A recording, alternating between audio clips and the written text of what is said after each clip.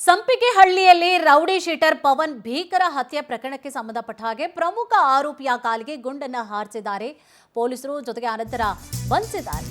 ಸಂಪಿಗೆಹಳ್ಳಿಯಲ್ಲಿ rowdy sheeter Pavan ಭೀಕರ ಹತ್ಯೆ ಪ್ರಕರಣಕ್ಕೆ ಸಂಬಂಧಪಟ್ಟ ಹಾಗೆ ಪ್ರಮುಖ ಆರೋಪಿಯಾಗಿದ್ನಲ್ಲ, ಆತನ ಕಾಲಿಗೆ ಗುಂಡನ್ನ ಹಾರಿಸಿ ಅರೆಸ್ಟ್ ಮಾಡಿದ್ದಾರೆ ಪೊಲೀಸರು. ತಪ್ಪಿಸ್ಕೊಂಡು ಹೋದ್ರೆ ಇನ್ನೇನ್ ಮಾಡ್ತಾರೆ, ಗುಂಡು ಹಾರಿಸಲೇಬೇಕಾಗತ್ತೆ, ವಿಧಿ ಇರೋದಿಲ್ಲ. ಬಾಗಲೂರಿನ ನಿರ್ಜನ ಪ್ರದೇಶದಲ್ಲಿ ರಂಜಿತ್ ಕಾಲಿಗೆ ಗುಂಡೇಟು ಬಿದ್ದಿದೆ. ಬಂಧಿಸಲು ತೆರಳಿದಂತಹ ಸಂದರ್ಭದಲ್ಲಿ ದಾಳಿ ಮಾಡಲಿಕ್ಕೆ ಅಂತ ಹೇಳಿ ಮುಂದಾಗ್ತಾನೆ ಈತ ಕಿಲಾಡಿ. ಆತ್ಮರಕ್ಷಣೆಗೆ ಗುಂಡನ್ನ ಹಾರಿಸ್ತಾರೆ, ಬಂಧಿಸ್ತಾರೆ ಇನ್ಸ್ಪೆಕ್ಟರ್ ವೆಂಕಟೇಶ್ ಅವರು.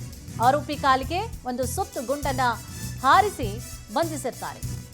ಸಂಪಿಗೆಹಳ್ಳಿಯಲ್ಲಿ ನಡೆದಿದ್ದಂತಹ ರೌಡಿ ಶೀಟರ್ ಭೀಕರ ಹತ್ಯೆ ಪ್ರಕರಣಕ್ಕೆ ಸಂಬಂಧಪಟ್ಟ ಹಾಗೆ ಆರೋಪಿಯನ್ನ ಈಗ ಅರೆಸ್ಟ್ ಮಾಡಲಾಗಿದೆ. ಹಲವು ತಿಂಗಳುಗಳಿಂದ ಸ್ಕೆಚ್ ಹಾಕಿ ಪವನ್ ಮರ್ಡರ್ ಮಾಡಲಾಗಿರುತ್ತೆ. ಕಳೆದ ಮೇನಲ್ಲಿ ಜಾಮೀನಿನ ಮೇಲೆ ಹೊರ ಬಂದಿರ್ತಾನೆ ಪವನ್. ಬಳಿಕವಾಗಿ ಶಾಂಪುರದಿಂದ ಥಣಿಸಂದ್ರಕ್ಕೆ ಶಿಫ್ಟ್ ಆಗಿರ್ತಾನೆ ಪವನ್ ರಾಜನಕುಂಟಿಯಲ್ಲಿ ಬೇಕರಿಯನ್ನ ಇಟ್ಕೊಂಡಿರ್ತಾನೆ. ಪ್ರತಿದಿನ ತನ್ನ ಬೈಕ್ನಲ್ಲಿ ಅವನು ಓಡಾಟವನ್ನ ಮಾಡ್ಕೊಂಡಿದ್ದ ಪವನ್. ಅನೇಕ ತಿಂಗಳಿನಿಂದ ಪವನ್ನನ್ನ ಫಾಲೋ ಮಾಡ್ತಿರ್ತಾರೆ ಈ ಹಂತಕರು. ಸ್ಕೆಚ್ ಹಾಕಿರ್ತಾರೆ, ಅವನು ಎಲ್ಲೋ ಹೋಗ್ತಾನೆ ಬರ್ತಾನೆ, ಒಂದಿನ ಸ್ಕೆಚ್ ಹಾಕಿ ಅವನ್ನ ಮುಗಿಸ್ಬಿಡ್ಬೇಕು ಅಂತ ಹೇಳಿ ಪ್ಲಾನ್ ಹಾಕೊಂಡು ಒಂದಿನ ಮುಗಿಸೇ ಬಿಡ್ತಾರೆ. ಮೊನ್ನೆ ರಾತ್ರಿ ನೋಡಿ ಹೆಲ್ಮೆಟ್ ಮಾಸ್ಕನ್ನು ಹಾಕೊಂಡು ಬಂದು ಅಟ್ಯಾಕ್ ಮಾಡ್ತಾರೆ. ಮನೆ ಗೇಟ್ ಬಳಿಯಲ್ಲಿ ಬೈಕನ್ನು ನಿಲ್ಲಿಸಿ ಹೊಳ ಹೋಗ್ಲಿಕ್ಕೆ ಯತ್ನವನ್ನ ಕೂಡ ಮಾಡ್ತಾರೆ. ಆದರೆ 5-6 ಮಂದಿ ಲಾಂಗ್ ಮಚ್ಚಿನಿಂದ ಕೊಚ್ಚಿ ಹತ್ಯೆಯನ್ನು ಮಾಡಲಾಗಿದ್ದಂತಹ ಘಟನೆಗೆ ಸಂಬಂಧಪಟ್ಟ ಹಾಗೆ ಪ್ರಮುಖವಾದಂತಹ ಆರೋಪಿ ಏನಿದ್ದ ಆತನನ್ನೇ ಈಗ ಅರೆಸ್ಟ್ ಮಾಡಲಾಗಿರುವಂಥದ್ದು. ಆ ಸಂದರ್ಭದಲ್ಲಿಯೂ ನೋಡಿ ಆತ ಎಸ್ಕೇಪ್ ಆಗಬೇಕು ಅಂತ ಹೇಳಿ ಪ್ಲಾನ್ ಮಾಡ್ತಾನೆ.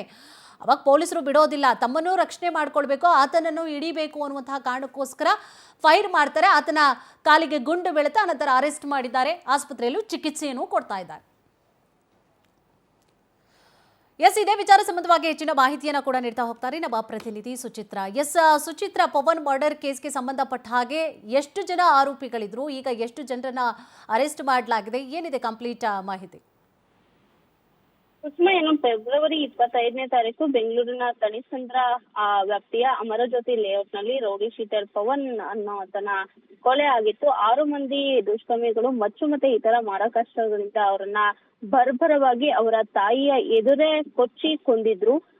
ಈ ಒಂದು ಪ್ರಕರಣ ಸಂಬಂಧ ಡಿಜೆಹಳ್ಳಿ ಪೊಲೀಸ್ ಠಾಣೆಯ ರೌಡಿ ಶೀಟರ್ ಏನಿದ್ದ ಪವನ್ 2023ರಲ್ಲಿ ನಡೆದಂತಹ ರೌಡಿ ಶೀಟರ್ ಕಪಿಲ್ ಹತ್ಯೆ ಪ್ರಕರಣ ಸಂಬಂಧದಲ್ಲಿ ಈತ ಎಫ್ಐ ಆರೋಪಿ ಆಗಿರ್ತಾನೆ. ಜೈಲಿನಿಂದ ಮೇ 2025ರಲ್ಲಿ ಬಿಡುಗಡೆ ಆಗಿರ್ತಾನೆ. ಜೊತೆಗೆ ಅವನು ಜೀವನವನ್ನ ನಡೆಸಬೇಕು ಅಂತ ಹೇಳಿ ಒಂದು ಬೇಕರಿಯನ್ನ ಓಪನ್ ಮಾಡಿ ಬೆಂಗಳೂರಿನಿಂದನೇ ಹೊರ ಹೋಗ್ಬೇಕು, ಅಲ್ಲಿ ಜೀವನವನ್ನ ಕಟ್ಕೊಬೇಕು ಅಂತ ಹೇಳಿ ಒಂದಷ್ಟು ಪ್ಲಾನ್ ಅನ್ನ ಮಾಡ್ಕೊಂಡಿರ್ತಾನೆ. ಆದ್ರೆ ಈ ಒಂದು ಸಮಯದಲ್ಲೇ ಪವನ್ ಅನ್ನ 6 ಜನ ರೌಡಿಗಳು ಬಂದು ಮಾರಕಾಸ್ತ್ರಗಳಿಂದ ಕೊಚ್ಚಿ ಕೊಲೆ ಮಾಡಿದ್ರು.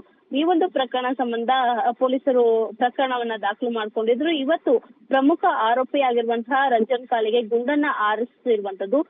ಏನು ಬಾಗಲೂರಿನ ನಿರ್ಜನ ಪ್ರದೇಶದಲ್ಲಿ ಆತ ರಂಜನ್ ಅಡಗಿ ಕೂತಿರ್ತಾನೆ. ಪಕ್ಕ ಮಾಹಿತಿ ಮೇರೆಗೆ ಆತನನ್ನ ಬಂಧಿಸೋದಕ್ಕೆ ಅಂತ ಹೇಳಿ ಪೊಲೀಸರು ಹೋಗ್ತಾರೆ. ಈ ಒಂದು ವೇಳೆಯಲ್ಲಿ ಆರೋಪಿಯೇ ಪೊಲೀಸರ ಮೇಲೆ ಹಲ್ಲೆಗೆ ಮುಂದಾಗ್ತಾನೆ. ಈ ಸಮಯದಲ್ಲಿ ಆರೋಪಿಯನ್ನ ಹಿಡಿಯುವಂತಹ ವೇಳೆಯಲ್ಲಿ ಆತ್ಮರಕ್ಷಣೆಗೋಸ್ಕರ ಒಂದು ಸುತ್ತಿನ ಗುಂಡನ್ನ ಪೊಲೀಸರು ಆತನ ಮೇಲೆ ಫೈರ್ ಮಾಡ್ತಾರೆ. ಕಾಲಿಗೆ ಗುಂಡೇಟು ಬೀಳುತ್ತೆ. ಆನಂತರದಲ್ಲಿ ಆತನನ್ನ ಆಸ್ಪತ್ರೆಗೆ ಕರೆದುಕೊಂಡು ಹೋಗಿ ಚಿಕಿತ್ಸೆಯನ್ನ ಕೊಡಿಸಿ ಒಟ್ಟಾರೆ ಈ ಒಂದು ಪ್ರಕರಣದಲ್ಲಿ 7 ಜನ ಆರೋಪಿಗಳನ್ನ ಪೊಲೀಸರು ಅರೆಸ್ಟ್ ಮಾಡಿರುವಂತದ್ದು. ಕುಸುಮ, ಥ್ಯಾಂಕ್ ಯು ತಮ್ಮೆಲ್ಲ ಡೀಟೇಲ್ಸ್ಗಾಗಿ.